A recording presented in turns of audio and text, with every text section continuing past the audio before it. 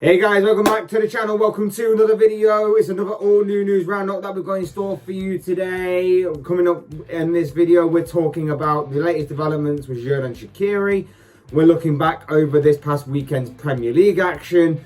We're talking about the latest developments with Kurt Zouma and a move away from Stamford Bridge this transfer window. We've also got the likes of Eddie Nketiah to talk about and Eduardo Camerovinga. But before we go any further, I would like to remind you all to please like the video and also subscribe for new. Both things always and forever be greatly appreciated. But now let's get back to talking about some of the biggest news headlines from the world of football, beginning with Xherdan Shaqiri, who is on the move. So we're diving headfirst into the Xherdan Shaqiri news, and basically Shaqiri is set to join Lyon from Liverpool. We know about this whole story. We know that Shaqiri has wanted to move away from Liverpool this summer after he came out publicly and stated that.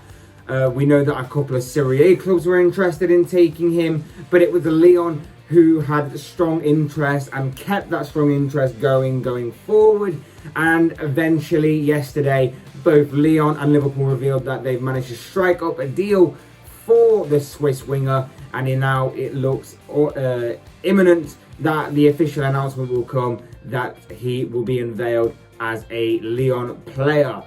The deal is said to be in the region of £9.5 million, and the 29-year-old has said to have already signed in a 3-year deal, and personal terms have already been agreed upon. The only thing that is standing in the way of officially being unveiled as a official Lyon player is said to be a medical, which is reportedly to be completed over the next day or so. As I've said before, this deal pretty much works out for everybody involved. Lyon get their target. Shaqiri leaves Liverpool in order to search for more first-team football opportunities, which I'm sure he will get at Lyon. And the Reds then free up a space in which they could possibly do some business before the closure of this transfer window. And not only that, but the Reds also get a decent enough fee for a player who's a bit of a squad player, a bit of a squad rotation player, and obviously given his age 29, fairly decent considering that Liverpool bought him for £13.5 million a few years ago. And not only that, but of course his contract was due to expire next season, so the Reds have obviously cashed in on him whilst they still have the chance. Like I say, does this fee now free up a space for Liverpool to go out and do some business before the closure of this transfer window? They have a week to do it. A few names have obviously been floating around. Jeremy Doku was again one of the major ones if they were going to go for more of a replacement for Shaqiri. But there's also talk that if business is going to be done at Liverpool between now and the end of this transfer window, then it will be more outgoings rather than incomings. Either way, we'll wait and see what the rest of this transfer window does hold in store for Liverpool Football Club. Next, we're going to look back on this past weekend's Premier League action, beginning with Saturday's results, which saw Liverpool maintain their perfect start to the season with a 2-0 victory over Burnley, thanks to goals from Diogo Jota and Sadio Mane. Manchester City bounced back from their opening day defeat to Tottenham to absolutely slap up Norwich with a 5-0 thrashing of the Canaries. Brighton also maintained their perfect start with a 2-0 victory over Watford.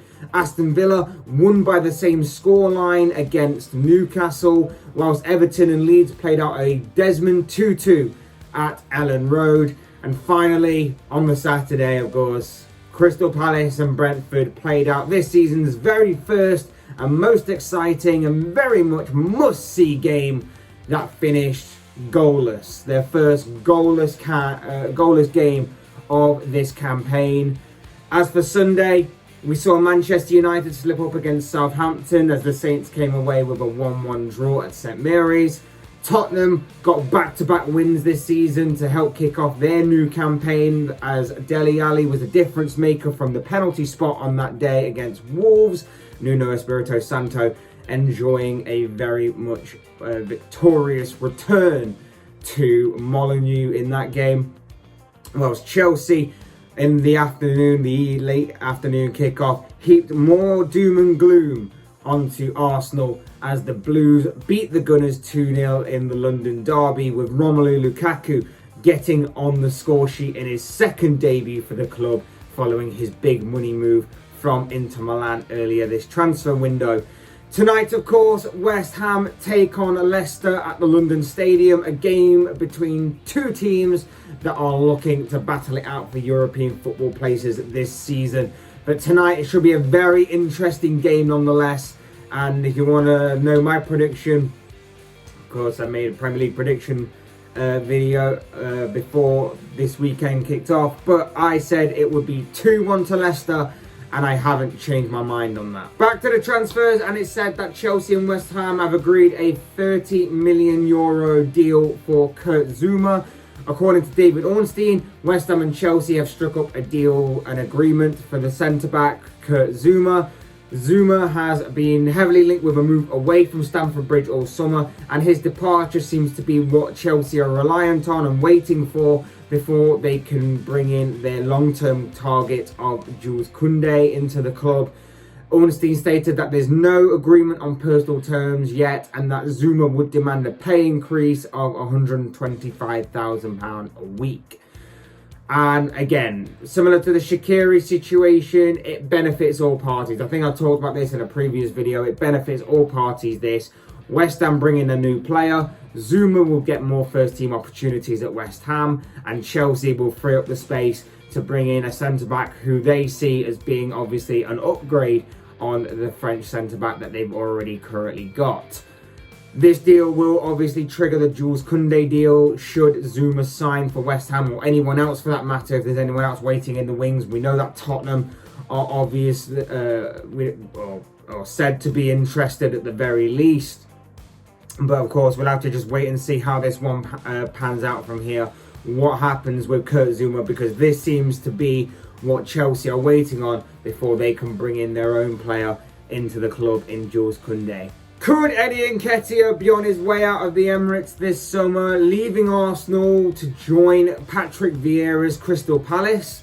Well, again, according to David Ornstein, could be the case, as Crystal Palace are said to be readying a £10 million bid for Eddie Nketiah. A German club had the same valuation. Two approaches rejected, as Arsenal want £20 million. Brighton pursued during the white deal, but Arsenal wanted new contract, which 22-year-old turned down. Nketiah's contract expires at the end of this season, so it looks like Arsenal are attempting to cash in on him now, and it appears that a new contract, though, isn't something that Nketiah wants to do or wants to sign. My opinion is that for £20 million, it seems a bit too much.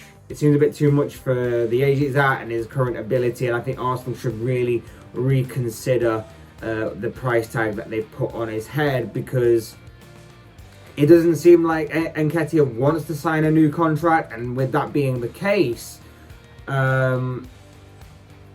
they risk losing him on a free, of course, at the end of this season and going into next summer. So they risk losing him on a free there. It seems that Eddie Nketiah wants to play more first-team football, which is why he's arguably not going to sign this new contract.